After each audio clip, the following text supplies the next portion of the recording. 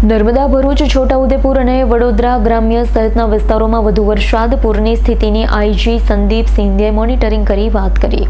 Vadodara range IG Sandeep Singh નર્મદાની મુલાકાતે. નર્મદા જિલ્લા પોલીસના ઇન્સ્પેક્શનમાં રાજપીપળા આવ્યા. નર્મદા, ભરૂચ, છોટાઉદેપુર, વડોદરા ગ્રામ્ય સહિતના વિસ્તારોમાં વધુ વરસાદની વાત કરી. હાલ ભારે વરસાદને લઈ પોલીસ એનડીઆરએફ અને એસડીઆરએફની ટીમ સાથે ખડેપગે કામગીરી કરી રહી છે.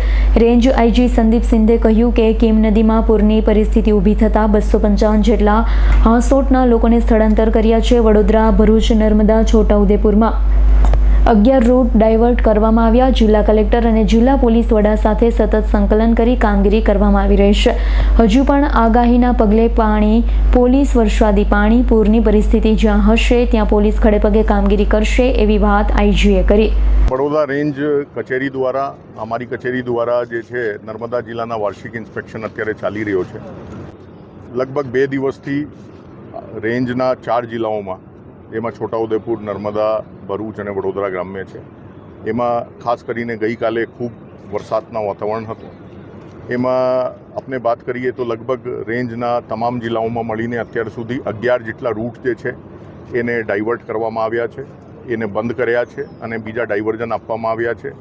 જે જોખમી વિસ્તાર છે ત્યાં પોલીસના બંદોબસ્ત ગોઠવવામાં આવ્યા છે, જેથી કોઈ પણ સંજોગોમાં કોઈ જાનહાનિ ના થાય.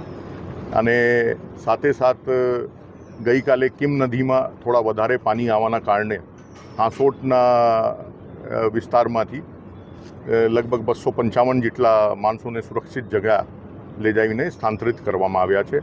પોલીસના સંકલન 4 જિલ્લાઓમાં એનડીઆરએફ અને એસડીઆરએફ સાથે ચાલી રહ્યો છે. કલેક્ટર અને એસપી બધા મળીને એમાં સતત વોચ રાખી રહ્યા છે અને જ્યાં જરૂરત પડે ત્યાં પોલીસ ખડા પગે રહીને 24 કલાક કામ કરી રહી છે લોકોની જાનમાલની સુરક્ષા કરવા માટે. દીપક જગતાપનો રિપોર્ટ, S9 ન્યૂઝ, રાજપીપળા. અમારી તમામ માહિતીથી અપડેટ રહેવા માટે જોડાયેલા રહો S9 ન્યૂઝ સાથે.